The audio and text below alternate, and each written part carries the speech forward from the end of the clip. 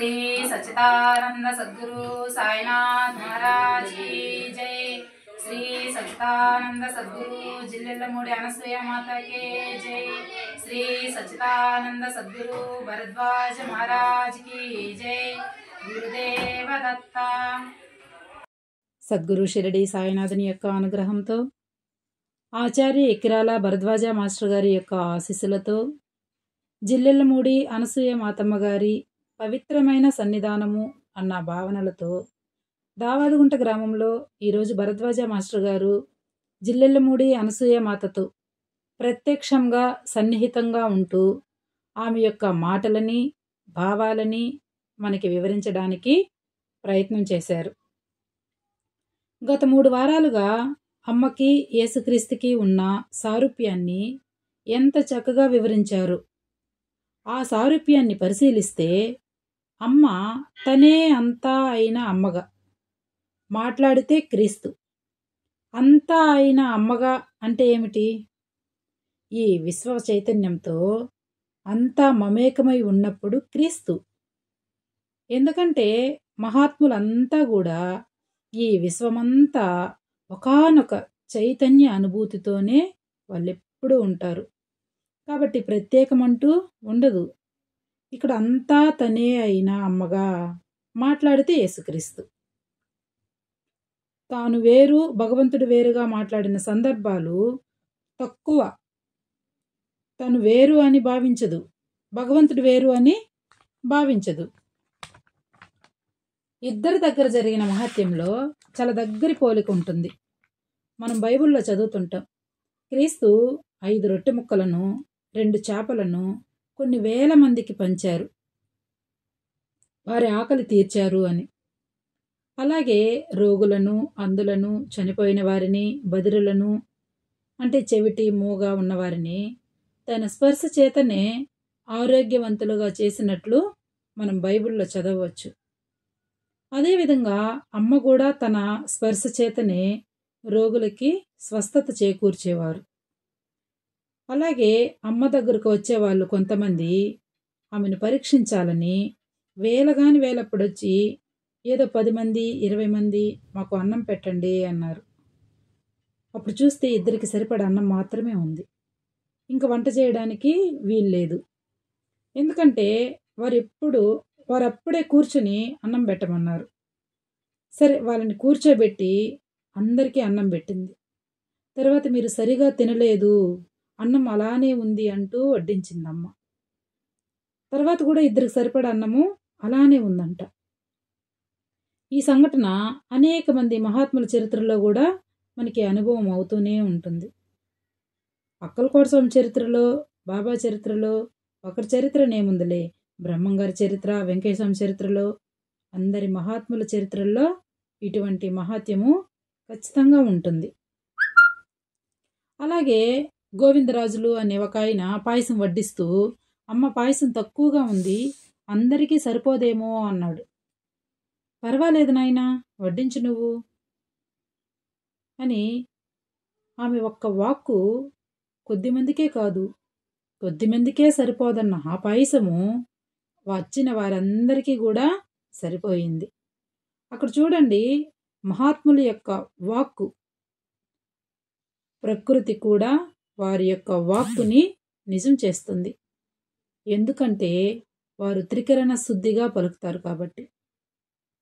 అలాగే అమ్మ కూడా జబ్బులను నివారించడము, బిడ్డలు కలగడానికి వీలు లేదన్న సందర్భంలో కూడా వాళ్ళకి సంతాన ప్రాప్తి అమ్మ ఆశీర్వాదంతో కలగడము, ఇలా ఎన్నో విషయాలు మామూలుగానే అనిపించేదట. జీసస్ కూడా తన ప్రతిభను ఎప్పుడూ చాటుకోలేదు, నిగూఢంగానే ఉంచేవాడు. అమ్మ కూడా అంతే. మహాత్ముల సడలి అంతా ఒకేలా ఉంటుందండి. ఎవరు తన గొప్పతనాన్ని ఇతరులకి తెలియచేయాలనే ఆలోచన వారికి ఉండదు. షిరిడి సాయినాథుడు చూడండి, అల్లా మాలిక్, భగవంతుడే యజమాని, నేను భగవంతుడి బానిసను అని ప్రతి క్షణం గుర్తు చేస్తుంటాడు. అది ఎవరికి? మనకి కూడా. మనం చేసే ప్రతి కార్యం వెనుక కూడా భగవంతుడే ఉన్నాడు అనే భావనని మనలో స్థిరపరచడం కోసంగా షిరిడీ సాయినాథుడు అల్లా మాలిక్ అనేవాడు. వాస్తవం మాత్రం అదే. బాగా ఆలోచిస్తే మనకే అర్థమవుతుంది. మన గుండె మన ప్రమేయం లేకుండా కొట్టుకుంటుంది కదా. మనం తిన్న ఆహారము మన ప్రమేయం లేకుండా జీర్ణం చేస్తున్నాడు కదా. ఇట్లా ప్రతి ఒక్కటి ఆలోచించుకుంటూ పోయినప్పుడు మనదంటూ ఏమీ ఉండదు. ఉన్నది అంతా ఒక్కటే, అది భగవతత్వం అనుకున్నప్పుడు మాత్రమే వారిలో వివేకం మేల్కొంటుంది. ఆ విషయాన్ని మనం గమనించాలి. క్రీస్తు దగ్గర కూడా ఉపశాంతి పొందిన వారిని ఈ విషయం ఎవ్వరికీ చెప్పద్దు అనేవారు. కానీ వాళ్ళు మానేవారు కాదు. ఎవరు? యేసుక్రీస్తు దగ్గర ఫలితం పొందినవారు. కానీ అమ్మ దగ్గర మాత్రం ఫలితం పొందినవారు అమ్మ చెప్పొద్దు అంటే ఒక్క మాటనైనా ఎవ్వరూ చెప్పేవారు కాదు. చనిపోయిన వారిని కూడా పునఃజీవించిన సంఘటనలు కూడా కొన్ని నా చెవిన పడ్డాయి అన్నారు మాస్టర్ గారు. చనిపోయిన వారిని కూడా తిరిగి బ్రతికించిన సంఘటనలు జిల్లెళ్ళమూడిలో ఉన్నాయట. అవి కూడా మాస్టర్ గారి చెవిన పడ్డాయి అన్నారు. ఇదే గొలగమూడి వెంకటేశం చరిత్రలో స్వామి గురించి అక్కడ వాళ్ళు గొప్పగా చెప్తున్నప్పుడు, ఒరేయ్ వీళ్ళు అప్పుడే బడులుకెత్తున్నారే అన్నాడు.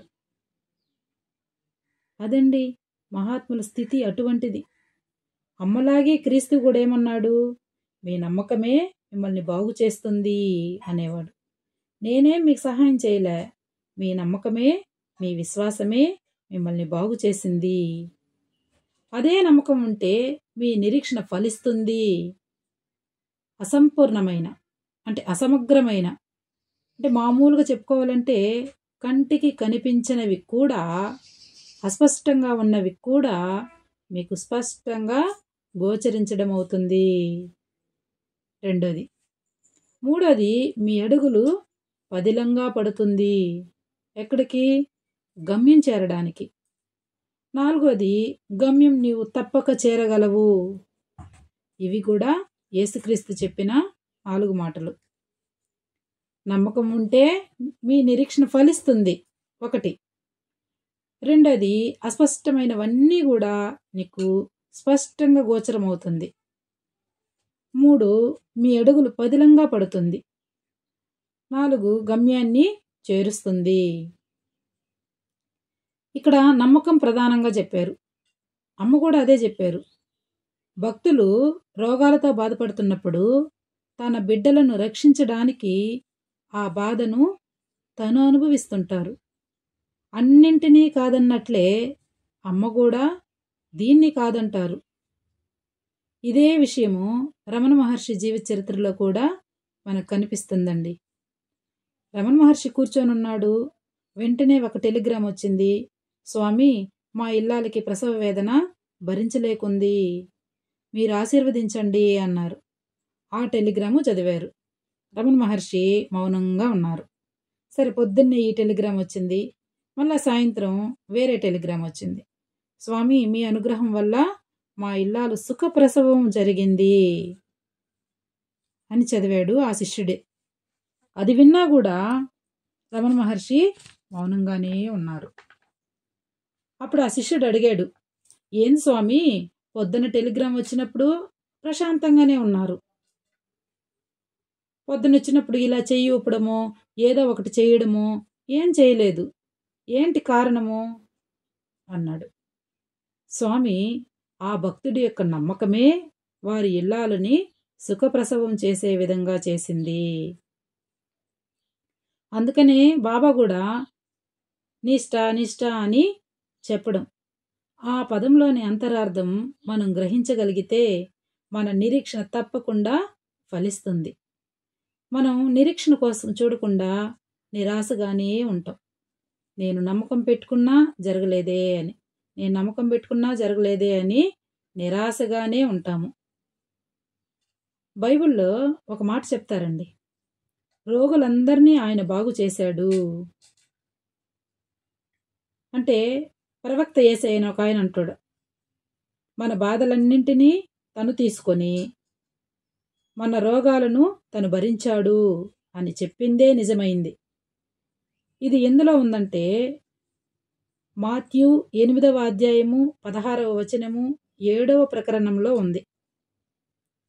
అట్లా క్రీస్తు అమ్మ ఇద్దరూ కూడా భక్తుల బాధలు అనుభవించడం ద్వారా వారికి రోగ నివారణ చేసిన సందర్భాలున్నాయి. ఒక్కొక్కసారి అనుభవించకుండానే వారికి ఉపశమనం కలిగించిన సందర్భాలు ఉన్నాయి. భక్తుల యొక్క బాధలు తీసుకుని సంఘటన ఏ మహాత్ముడి చరిత్రలో లేదు? వెంకటేశ్వర చరిత్రలో ఉంది. ప్రతి ఒక్క మహాత్ముడి చరిత్రలో ఉంది. మనకు గుర్తొచ్చిన స్వామి గురించి వివరించుకుంటున్నాం. ఒక ఆమెకు ఒళ్ళంతా జిల. స్వామి నాకు జిలగా ఉంది అన్నది. వెంకయ్య స్వామి పోతుందిలే పోమ్మా అన్నాడు. ఆమెకేమో తగ్గిపోయింది. వెంకయ్య స్వామి ఏం చేశాడు? ఇంతకుముందు చెక్క దువ్వెండ్లుండేవి.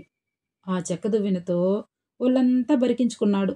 నాకు దురదగా ఉంది, గీరండి గీరండి అని. అలాగే సాయినాథుడు కొలిమిలో పడిపోయిన బిడ్డని తాను రక్షించి తన చేయి కాల్చుకున్నాడు. ఎక్కడో ప్రసవ వేదన పడుతున్న ఒక ఇల్లాలికి నా కడుపు నొప్పిగా ఉంది, బలంగా లాగండి బలంగా లాగండి అని ఆ ప్రసవ వేదన తను అనుభవించాడు.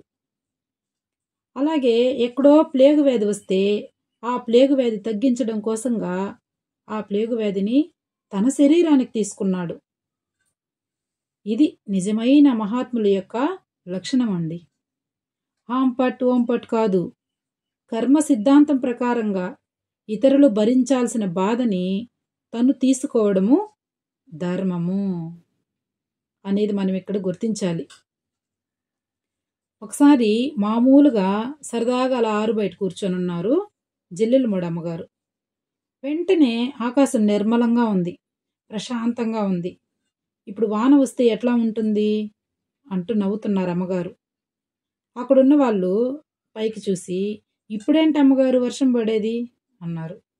అట్లాగా అంటూ ఒక పళ్ళెం కింద పెట్టి చేతులు తట్టి వానారా వానారా అన్నారు అమ్మగారు. అనేటప్పటికీ వెంటనే మేఘం కమ్ముకొని వారున్న చోటు వరకే వర్షం పడి అందరూ పరిగెత్తుకుంటూ లోపలికి వెళ్ళిపోయారు. అమ్మ పకపక నవ్వుతూ చెప్తే విన్నారు అన్నారు. అంటే ఏంది? మహాత్ముల యొక్క వాక్కుని ప్రకృతే ఆదేశంగా తీసుకుంటుంది. అది గమనించాలి మనం ఇక్కడ. ఇటువంటి మహాత్యాలు జరుగుతుంటే అమ్మని మాస్టర్ గారు ఒకసారి అడిగారట, అమ్మా మీ వల్ల మహాత్యాలు జరుగుతున్నాయి కదా, మీరేమో దానిని అంగీకరించడం లేదే, అట్లాగాని మీరు చేస్తే మాకు ఇంకా నమ్మకం బాగా కలుగుతుంది కదా, మేము బాగా బాగుపడతాం కదా అని అడిగారు మాస్టర్ గారు. మీ వల్ల జరిగే మహత్యాలు మీరు చేసినట్లు ఎందుకు అంగీకరించరమ్మా? అలాగ అంగీకరించారంటే మా అమ్మ చూడండి మమ్మల్ని ఎంతగా కాపాడుతున్నారో అని మాకు మీ మీద ఇంకా నమ్మకం కలుగుతుంది కదా అన్నప్పుడు అమ్మ చెప్పిన సమాధానం మనకు బాగా ఉపయోగపడుతుంది. మనం బాగా అర్థం చేసుకోవాలి ఇక్కడ. సరైన నమ్మకం ఎప్పుడు అట్లాంటి వాటి వల్ల కలగదు. సరైన నమ్మకము ఎప్పుడు అట్లాంటి వాటి వల్ల కలగదు. అంటే ఏమని? మహాత్యాలు చూస్తేనే నమ్మకం కలగడము, వాటిని అనుసరించి ఏర్పడ్డ నమ్మకం అట్లా జరుగుని మరుక్షణమే సడలిపోతుంది. ఆ నమ్మకం ఎలా ఉంటుంది? జరిగినప్పుడు నమ్మకం, జరగలేదనుకోండి ఆ నమ్మకం కాస్త సడలిపోతుంది. ఆ నమ్మకం ఎంతసేపు ఉంటుంది అంటే పెనుము మీద పడిన నీటి బిందువులా ఉంటుంది. పడగానే వెంటనే ఆవిరైపోతుంది. పడంగానే ఆవిరైపోతుంది. అంటే ఏంది? కిందగాన మంట వచ్చిందనుకో, ఆ పెనుము మీద నీళ్లు ఎంతసేపు ఉంటుంది? ఒక్క క్షణం ఉంటుంది. ఆ మంటే కష్టం అనుకుంటామా, దుఃఖం అనుకుంటామా, మనం అనుకున్న పని జరగలేదు అనుకుంటామా, ఏదైనా అనుకోవచ్చు. ఒకసారి భరద్వాజ మాస్టర్ గారికి విద్యానగర్లో ఉంటున్నప్పుడు నాస్తికులు కొంతమంది వచ్చారు చర్చికి. చర్చికి వచ్చి మాస్టర్ గారు స్నానానికి వెళ్ళినప్పుడు ఒక పనమ్మాయి మాస్టర్ గారి గదిని చిమ్ముతూ ఉన్నారు. మామూలుగా పట్టం దగ్గర దక్షిణ పెడుతుంటారు కదా, అలాగా మాస్టర్ గారు పెట్టిన డబ్బులు ఆ పనమ్మాయి తీసుకునేటప్పుడు ఆ పటంలో నుండి బాబా కర్ర తీసి కొట్టబోయాడంట. సడన్గా ఎవరూ లేని గదిలో పటంలో ఉన్న బాబా కర్రతో కొట్టడానికి వస్తే పెద్దవాళ్ళకైనా భయం వేస్తుంది. ఇంకా 10-12 సంవత్సరాల పాప భయంతో కెవ్వు అని అరుస్తుంటే మాస్టర్ గారు బాత్రూంలో నుంచి టవల్ కట్టుకొని బయటకు వచ్చి, ఏమ్మా అన్నాడు. ఎక్కి ఎక్కి ఏడుస్తూ ఆ పాప నిజం చెప్పేసింది. నేను డబ్బులు తీసుకోబోయాను, ఆ తాత వచ్చి నన్ను కొట్టబోయాడు అని చెప్పింది. ఈ సంఘటన నాస్తికులు బయటపెట్టి, ఈ మాటలు నువ్వు చెప్పావు కదా, ఇప్పుడు చూడండి ఈ హుండీలో డబ్బులు తీసుకుంటాం, బాబా వచ్చి మమ్మల్ని కొడతాడా అన్నారు.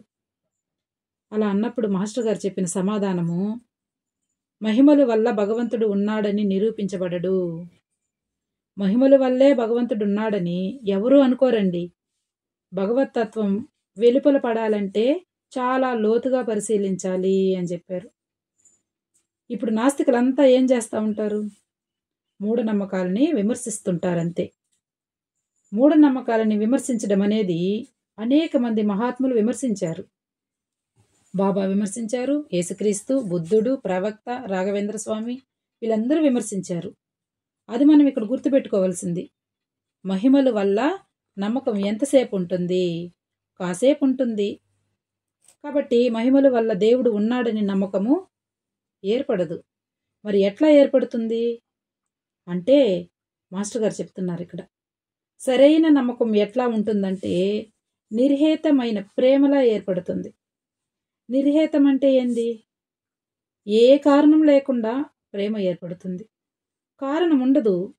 ఇస్తే ప్రేమించడం కాదు, అకారణంగా వారిని చూస్తానే వారి పట్ల మనకి ఒక అభిమానం, ఒక గౌరవం, అంకిత భావం కలిగితే అది నిజమైన నమ్మకం. మరి ఈ విషయంలో బాబా చరిత్రలో రఘువీర్ పురందరని చూడండి. బాబా గురించి విన్నాడంతే, ఆయన పట్ల ఎంత నమ్మకం ఏర్పడింది. దాసగన్ను చెప్పినటువంటి హరికథల్లో బాబా గురించి విన్నాడు, బాబాని దర్శించాలనుకున్నాడు. వెంటనే వాళ్ళ పాపకి జ్వరం వచ్చింది, అయినా ఆగాడా? ఆగలేదు. ఆ నమ్మకం చూడండి. భోజనానికి పోకుండా ఆ రథాన్ని ఆ పల్లకి ఉంచడానికి గది కట్టడం కోసంగా ఆకలితో ఉన్నప్పుడు కూడా బాబా చెప్పిన మాటకి ఎంతగా పాటుపడ్డాడు. గది కట్టాలని ప్రయత్నం చేశాడు, అన్నానికి పోకుండా. బాబా ఏమన్నాడు? నా కడుపు మాడిపోతుందిరా, అన్నానికి పోరా అన్నాడు. నేను పోతే మీరు పాడు చేసేస్తారు అన్నాడు పురందరి. నేను పాడు చేయను పోరా అన్నాడు. చూడండి ఆ సంభాషణ ఎలా ఉంటుందో. అంటే ఎన్ని జన్మల బంధమో అది నమ్మకం అంటే. అంతేగాని ఇస్తే నమ్మకం ఏర్పడేది ఎంతవరకు నమ్మకం ఉంటుంది, ఇవ్వకపోతే నమ్మకం లేదు. ఆ విషయం గురించి అమ్మ చెప్తున్నారు. సమయం వచ్చినప్పుడు నమ్మకం ఏర్పడడం అవసరమని నాకు అనిపించినప్పుడు అప్పుడు నీకు నా మీద నమ్మకం ఏర్పడుతుంది. అంటే నమ్మకం ఏర్పడాలంటే కూడా ఒక సమయము, సందర్భము రావాలి. ఆ నమ్మకం నీకు అవసరమై ఉండాలి. అప్పుడు ఆ నమ్మకం నేను నీకు కలిగిస్తాను అన్నారు. ఇది మామూలుగా నా నోరు ముయించడం కోసం అమ్మ అలా అంటున్నారనుకున్నాడు మాస్టర్ గారు. ఇక్కడ నిర్హేతమైన ప్రేమ కలిగిన వారు ఎంతమంది ఉంటారండి? ఇక్కడ మనం గుర్తుపెట్టుకోవాల్సింది రాధా, ఇంకోటి మీరాబాయి. మీరాబాయి చూడండి ఎంతగా తన భావాలను వెల్లడించిందంటే, అసలు నిర్హేతమైన ప్రేమ అంటే ఏ కారణం లేకుండా ప్రేమ ఎలా ఏర్పడిందంటే మీరాబాయిని నిదర్శనంగా తీసుకోవచ్చు. ఆమె అంటున్నారు, భగవంతుడు తనకు సుఖము దుఃఖము ఏది ప్రసాదించినా సంతోషముగా స్వీకరిస్తాను, దొరికిన దాంతో ఆనందంగా ఉంటా అన్నది. ఈ పదం చూడండి ఎలా ఉందో. ఆయన నాకు సుఖమన్నా ఇవ్వని, దుఃఖమన్నా ఇవ్వని, ఏదైనా ప్రసాదించని, అది నేను సంతోషముగా స్వీకరిస్తాను. దొరికిన దాంతోనే ఆనందంగా ఉంటా. అందుకే కలవాడు ఆనందంగా ఉంటాడనుకోవడం భ్రమ. కలిగిన దానితో తృప్తిగా జీవించేవాడు ఆనందాన్ని అనుభవిస్తాడు అని గీతాంజలిలో చెప్పబడి ఉంది. వారు చెప్తే నమ్ముతాం మనం, ఇలాంటి మహాత్ములు చెప్తే నమ్మము. ఇప్పుడు మీరాబాయి ఏం చెప్తున్నారు? తనకు సుఖము దుఃఖము ఏది ప్రసాదించినా సంతోషముగా స్వీకరిస్తాను, దొరికిన దాంతోనే ఆనందంగా ఉంటానని చెప్పింది ఆ భక్త మీర. అది ఆమె భావనానండి, లేకపోతే జగన్నాథ్ శ్రీకృష్ణుడి మీద ప్రేమ అనండి. ఆమె వినమ్రంగా ఈ విధంగా వ్యక్తం చేస్తున్నారు. అది కూడా పరిశీలించాలి మనం ఇక్కడ. ఆమె ఏమి వ్యక్తం చేశారన్న సంగతి. నేను నవ్వాలని గిరిధరుడు కోరుకుంటే నవ్వుతా. అంటే ఏంది? నేను ఆనందంగా ఉండాలని ఆయన కోరుకుంటే నేను ఆనందంగా నవ్వుతా. నేను బాధపడాలని ఆదేశించాడు అనుకోండి, ఏడుస్తా. చాలా జాగ్రత్తగా వినాలండి ఇక్కడ. సంకల్పము ఆయనది. ఆయన చెప్పినప్పుడు నవ్వాలి. ఆయన నేను ఏడవాలి అని అనుకున్నప్పుడు నేను ఏడవాలి. నా మీద ప్రేమ కురిపిస్తే అలాగే కాని, ఆ ప్రేమామృతంలో నేను మునిగి తేలిపోతా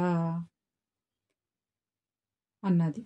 ఆయన దగ్గర సుదర్శన చక్రం ఉంది కదా, ఆ చక్రంతో నన్ను సంహరించినా సరే, అది కూడా చేయని, ఆయన చేతుల్లో పోవడం కన్నా మహాభాగ్యం ఇంకేముంటుంది. ఈ మాట అక్కలకోట స్వామి చరిత్రలో కూడా వస్తుందండి. ఒక భక్తుడిని పరీక్షించాలనుకున్నప్పుడు ఆయన కాలు కిందకి ఒక పాము ఒకటి వస్తుంది. చేస్తే పాని, ఈయన దగ్గరే కదా అనుకున్నాడు ఆయన. ఈ బాధల కన్నా ఆయన దగ్గర చనిపోవడమే మేలనుకున్నాడు. అక్కలకోట స్వామి చరిత్రలో జరిగింది 1856 ప్రాంతంలో. మరి మీరాబాయి ఎప్పటిదో. అందుకే అండి భాగవతం చదవమని చెప్పేది పెద్దలు. నాయనార్ల చరిత్ర చదవమనేవారు, ఆళ్వార్ల చరిత్ర చదవమని చెప్పేవారు. ఎందుకంటే భక్తుల యొక్క జీవితము మనకి ఆదర్శము, మనకు దిశానిర్దేశాలను అందిస్తుంది, సరైన మార్గాన్ని మనకు దర్శింపజేస్తుంది. అందుకనే వ్యాస భగవానుడు వేదాలను రచించాడు, విభజించాడు, మహాభారతం రాశాడు. కానీ ఆయనకు మనశ్శాంతి కలగలేదు, తృప్తి కలగలేదు. భాగవతం రచించిన తర్వాతే తృప్తి కలిగింది. అందుకనే భరద్వాజ మాస్టర్ గారు మనకి అనేక మంది మహాత్ముల చరిత్రలు ఇవ్వడము, రచించడము, ఆ రచించిన దానిని మళ్ళీ మనల్ని పారాయణ చేయమని చెప్పడము, సాయి సన్నిధి గ్రంథం ఇచ్చి, ఆ సాయి సన్నిధి గ్రంథం ద్వారా అందులోని 27 అధ్యాయాలలో అనేక మంది భక్తుల యొక్క అనుభవాలని మనకి ఆయన అందించడం జరిగింది. ఇవన్నీ మనం చదివి అర్థం చేసుకొని గ్రహించగలిగితే నమ్మకం దానంతటా అదే దృఢపడుతుంది. ఆ నమ్మకం ఎలా ఉంటుంది? కారణమేముండదు, నిర్హేతమైన ప్రేమగా ఉంటుందన్నమాట. ఒకవేళ నేనెవరో నీకు తెలీదు అని చూసి చూడనట్టు పట్టించుకోకపోయినా నేనేం బాధపడను. అంటే నా దైవం, నా ఆత్మసఖుడు కృష్ణ పరమాత్ముడు నా పట్ల ఎలా వ్యవహరించినా ఆమోదిస్తా, అలాగే నడుచుకుంటా. ఈ జన్మలోనే కాదండి, ఎన్ని జన్మలెత్తినా ఆయనే నా ఆత్మసఖుడు. ఆయన ఏం చేసినా నాకు పరమానందమే. ఇదే కదా నిర్హేతమైన ప్రేమ అంటే. ఆయన నా పట్ల ఎలా వ్యవహరించినా నేను ఆమోదిస్తాను, ఆ ప్రకారమే నడుచుకుంటాను. ఈ జన్మలోనే కాదు, తర్వాత ఎన్ని జన్మలెత్తినా సరే ఆయనను మాత్రము నేను విడువను. నా ఆత్మసఖుడు, ఆయన ఏం చేసినా నాకు పరమానందమే అన్నది. ఈ 2 వాక్యాలు మనం బాగా మన హృదయానికి గనుక ఎక్కించుకోగలిగితే నిరంతరము ఆనందమే ఉంటుంది. కష్టం కష్టం అనిపించదు, దుఃఖం దుఃఖం అనిపించదు. ఎప్పుడూ ఆనందంతో అలా ఉవ్విల్లాడుతూ ఉంటాం. అదే పరమానందం, అదే బ్రహ్మానందం. ఎందుకు మీరాబాయి గురించి మనం వివరించుకున్నామంటే, ఎవరో ఒకరిని ఆదర్శంగా తీసుకోవాలి కదా అండి. ఇప్పుడు ఆమె చెప్పిన విషయాలు తిరిగి తిరిగి మనం మననం చేసుకుంటూ పోతే అద్భుతం. ఆ అద్భుతంలోనే ఆనందం ఉంటుంది. ఇప్పుడు అమ్మ చెప్పిన నిర్హేతమైన ప్రేమ అన్నప్పటికీ, సరే ఏదో నా నోరు మూయించడానికి అలా చెప్పింది అనుకున్నాడు. అందులోని వాస్తవాన్ని గుర్తించలేదు మాస్టర్ గారు. గుర్తించలేదు అంటున్నారండి. ఆయన గుర్తించలేదు కాదు, మనల్ని గుర్తించమంటున్నారు. ఆ తర్వాత బైబిల్ చదివితే అర్థమైందంట మాస్టర్ గారికి. ఎందుకంటే క్రీస్తు ప్రదర్శించిన మహత్యాలు కొంతమంది నమ్మలేదు.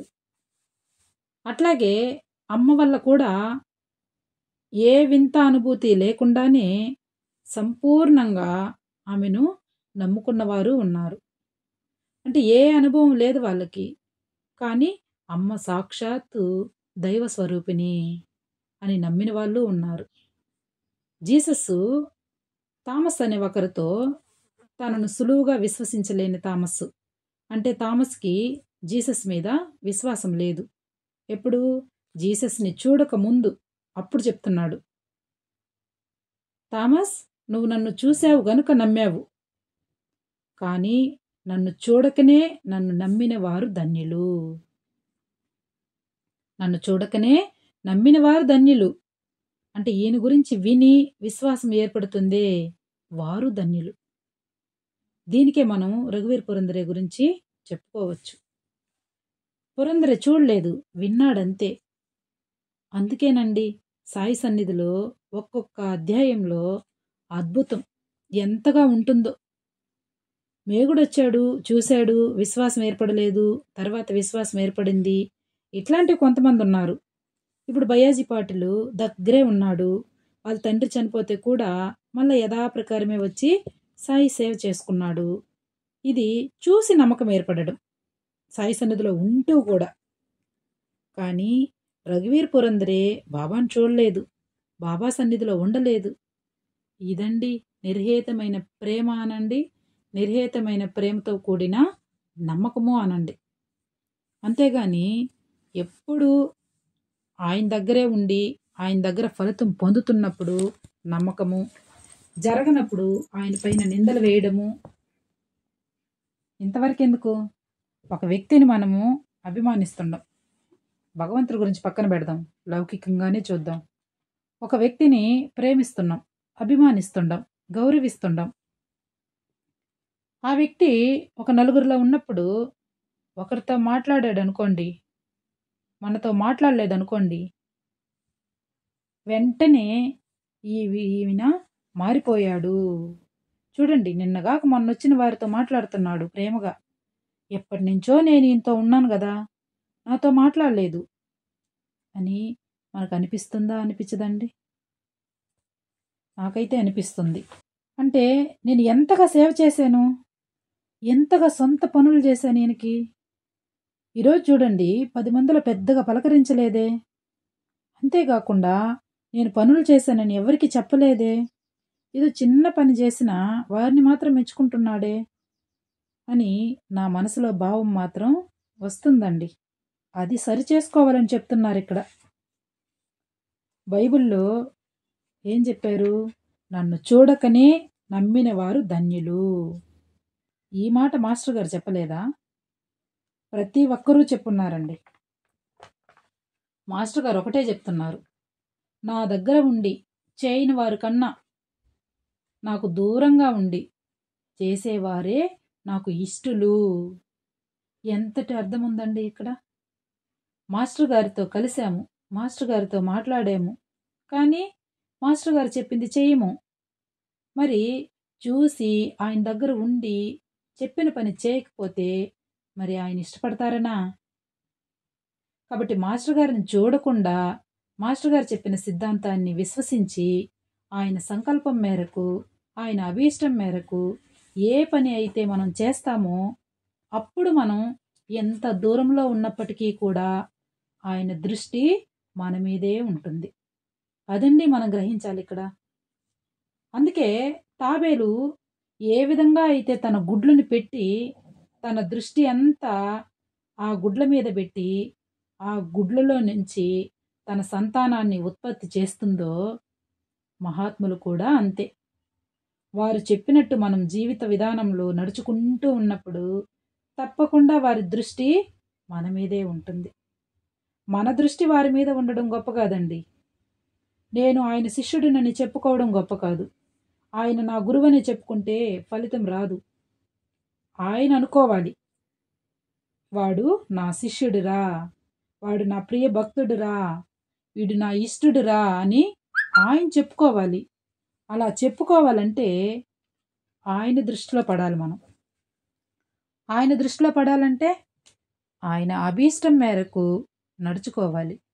ఇంతటి విధానం ఉందండి ఇక్కడ. ఇక్కడ వారిద్దరి సూక్తుల్లో కూడా అంటే సారూప్యం కొట్టి వచ్చినట్లు కనిపిస్తుంది. సెయింట్ మాథ్యూ వ్రాసిన క్రీస్తు చరిత్రలో 5వ ప్రకరణం క్రీస్తు ప్రవచనాలు రాసుంచారు. వాటిల్లో చాలా వాటికి అమ్మ సూక్తులు సరిపోతున్నాయి. ఉదాహరణకి క్రీస్తు పవిత్రత కోసం ఆకలి దప్పులకు వలె పరితపించువారు ధన్యులు, వాళ్ళు సంపూర్ణులుగా చేయబడతారు. 5వ ప్రకరణలో 6వ వచనం. పవిత్రత కోసం ఆకలి దప్పుల వలె పరితపించువారు ధన్యులు. సింపుల్గా శోకార్తులు ధన్యులు.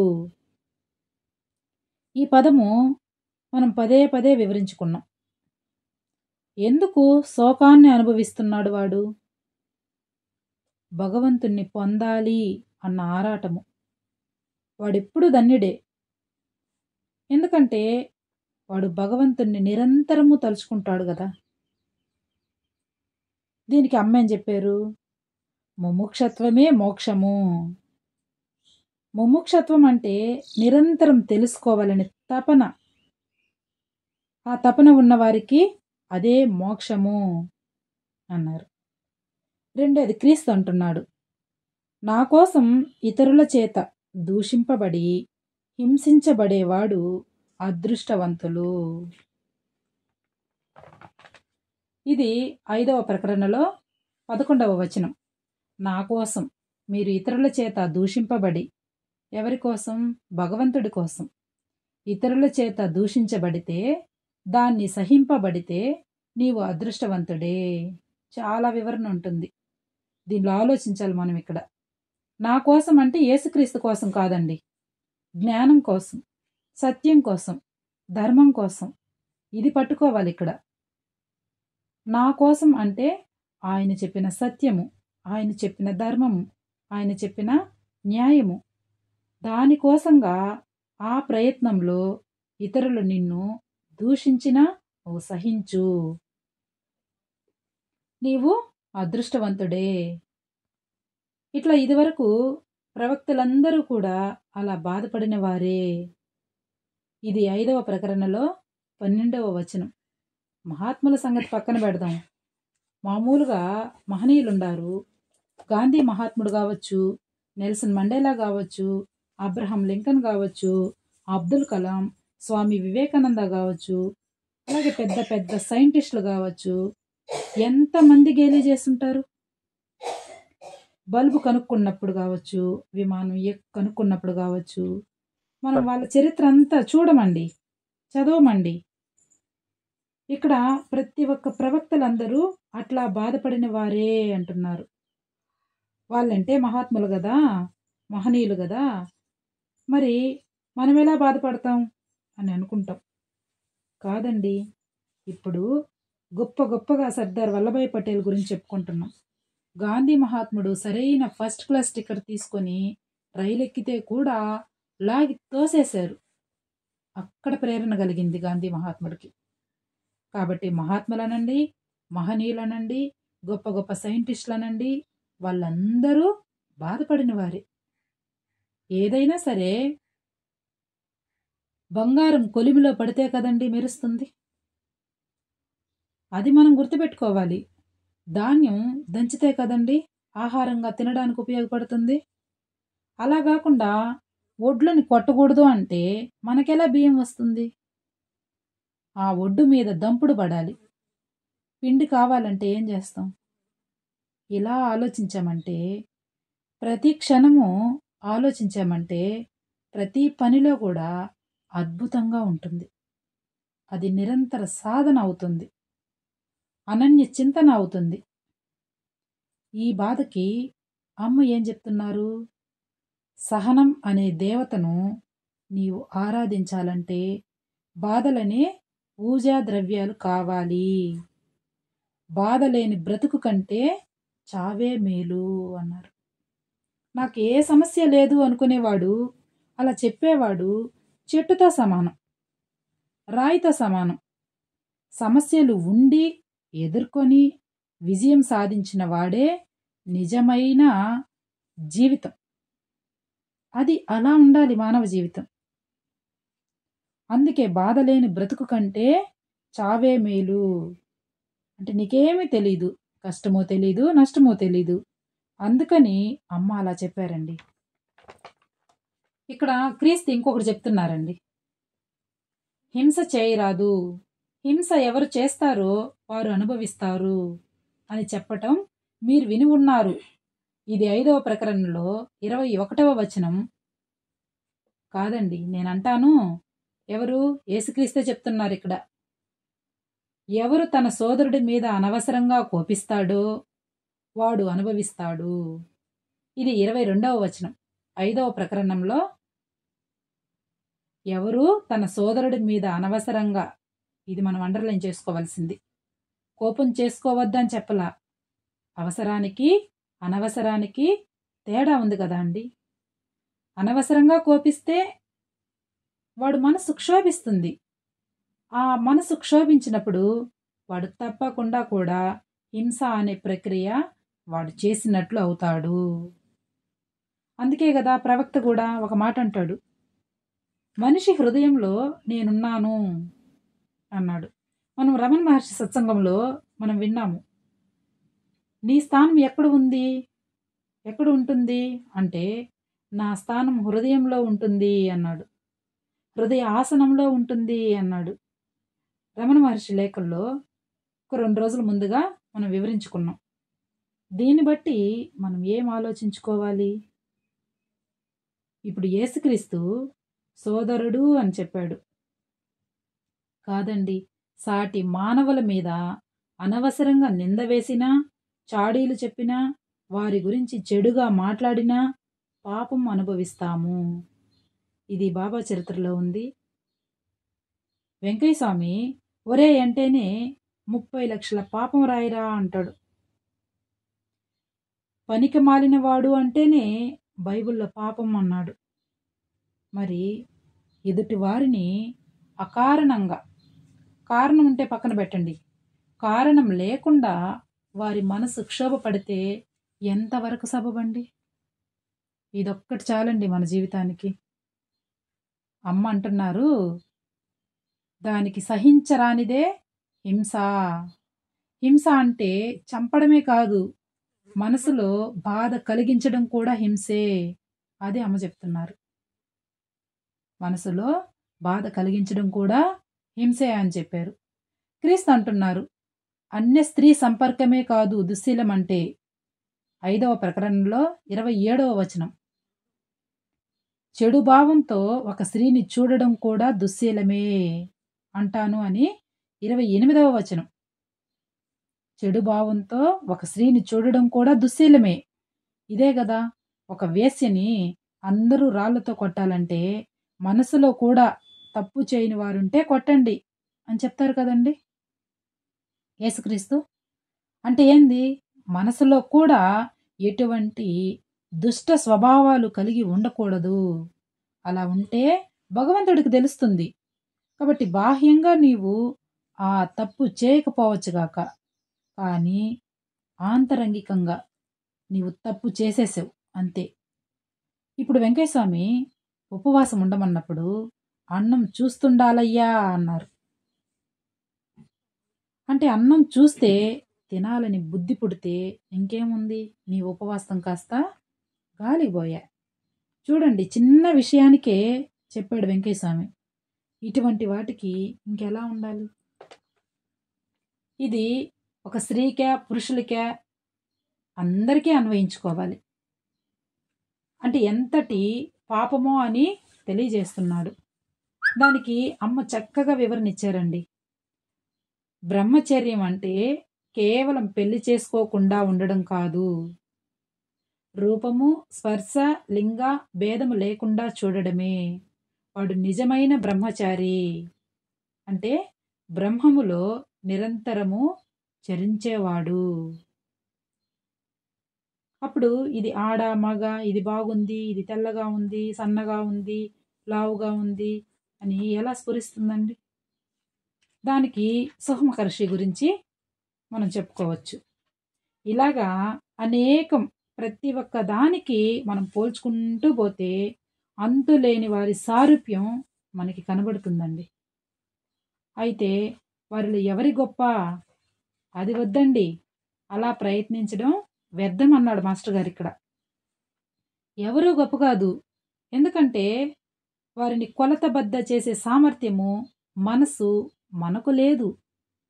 నీ మనసును బట్టి నీకు అర్థమవుతుంది ఒకరు గొప్ప ఒకరు తక్కువ అని లేదు, అందరూ సమానమే. అలా చూస్తే వాస్తవం మనకి తేలను కూడా తేలదు. ఇక్కడ మనమేం చేయాలి? రెండూ ఒక్కటే అనే భావనతో మ్రొక్కటం మంచిది. అదే సకల సాధు స్వరూపము. నీవు ఏ మహాత్ముడిని దర్శించినా, ఏ దేవాలయానికి వెళ్ళినా, నా ఇష్టదైవం, నా సద్గురువు ఈ రూపంలో ఉన్నాడు, రూపాలు వేరు కానీ భావం మాత్రం ఒక్కటే అన్న భావాన్ని నిలుపుకోవడానికి ప్రయత్నం చెయ్యి. అదండి మనం బాగా గుర్తుపెట్టుకోవాల్సిన విషయము. అమ్మ యేసుక్రీస్తు సారూప్యము ఇది 4వది. అంటే 4 పార్ట్లుగా మనము వివరించుకున్నాము. ఇది పదే పదే మనం తిరిగి మననం చేసుకున్నప్పుడు అద్భుతమైన ఆనందాన్ని పొందుతాము. ఈరోజు సూక్తుల్లో చూడండి, ఒక్కటి చాలు మనకి. అనవసరంగా ఇతరుల మీద కోపించడం కూడా పాపము, మనసులో కూడా చెడుభావం ఉంచుకోవడం కూడా పాపము. 2, బ్రహ్మచర్యం అంటే పెళ్లి చేసుకోకుండా ఉండడం కాదు, రూప స్పర్శ లింగ భేదభావం లేకుండా చూడడము. 3, సహనం అనే దేవతను ఆరాధించాలంటే బాధ అనే పూజా ద్రవ్యాలు కావాలి. 4, సత్యం కోసం ఎవరైతే బాధపడతారో వారు చాలా అదృష్టవంతులు. 5, శోకార్తులు ధన్యులు. ఎంత అద్భుతంగా వివరించారు మాస్టర్ గారు ఇక్కడ. అంటే బైబిల్ ఎంతగా చదివి ఉండాలి మాస్టర్ గారు, ఎంతగా సారూప్యాన్ని అందించారో చూడండి. ఇంకొకటి, నిర్హేతమైన ప్రేమ ఎలా ఉండాలో తెలుసుకున్నాం. ఆ నిర్హేతమైన ప్రేమని మనందరము ఏ కారణం లేకుండా, అంటే ఏదో ఇస్తే అభిమానించేది వ్యాపారం అవుతుంది. ఏమి ఇచ్చినా ఆయన ప్రసాదంగా స్వీకరిస్తే అది నిర్హేతమైన ప్రేమ. ఎంత గొప్ప తత్వాన్ని మనకు జిల్లెళ్ళమూడి అమ్మ యేసుక్రీస్తు సారూప్యం చెబుతూ అనేక మంది మహాత్ములను కూడా మాస్టర్ గారు గుర్తు చేశారు. ఆ గుర్తు చేసిన దానిని గ్రహించి మనసులో స్థిరత్వం ఏర్పరచుకొని ఆ భావాన్ని మనందరం కూడా భగవంతుని యొక్క బిడ్డలము అనే భావనతో జీవనయానం సాగించగలిగితే ఈ ప్రపంచమంతా కూడా ఒక అద్భుతమైన విశ్వ కుటుంబం అవుతుంది. భూలోకము వైకుంఠమగుగాక అనే మాస్టర్ గారి యొక్క ఆలోచనల్ని సార్థకం చేయడానికి మనందరం కూడా ప్రయత్నం చేద్దాం. స్వస్తి. श्री सच्चिदानंद सद्गुरु साईनाथ महाराज की जय। श्री सच्चिदानंद सद्गुरु जिल्लेलमूడి అనసూయ माता के जय। श्री सच्चिदानंद सद्गुरु भरद्वाज महाराज की जय। गुरुदेव दत्ता।